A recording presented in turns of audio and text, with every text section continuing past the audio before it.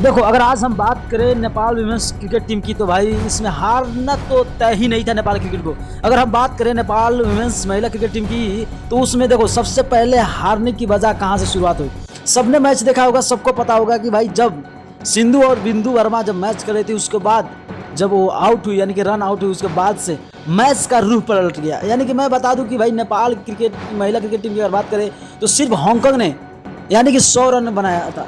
उसके बाद Nepal cricket team खेलने आई, तो लग रहा था कि भाई नेपाल क्रिकेट टीम की, मगर मैच जीत ही गया। मगर उसका कोई भी संभावना नहीं था कि नेपाल महिला cricket team cricket team match हार गई। मगर भाई ऐसा एक मोड़ आया, अगर लगातार 4 विकेट की बात करें, बिंदु वर्मा, सिंधु वर्मा और पूजा मेहता की, तो भाई ऐसा विकेट, चारों का विकेट गिरा, उसके बाद मैच का रूप पलट गया। और उसके बाद मैं बात करूं नेपाल महिला क्रिकेट टीम को, यानी कि हांगकांग ने 2 रन से मैच जीत लिया। यानी कि हांगकांग तो मैच जीत गया, और उसके बाद नेपाल जब मैच हारा, शायद सबको लग रहा था जब 12 बॉल में 20 रन बनाना था, उसी वक्त नेपाल मैच आ गया। मगर उस वक्त ऐसा कमबैक किया कि 7 बॉल में 10 रन का आवश्यकता पड़ गया। उसके बाद भी 7 बॉल में 10 रन ना बनाकर यानी कि नेपाल महिला क्रिकेट टीम हार गई। इसके लिए बहुत दुख की बात है, बहुत दुख बात है। आप लोग क्या सोचते हैं, नेपाल क्रिकेट में क्या कमी थी? आप एक छोटा सा कमेंट में लिख देना। अगर नहीं होगा तो चैनल को सब्सक्राइब करके लाइक कर देना, और फेसबुक को तो फॉलो कर देना।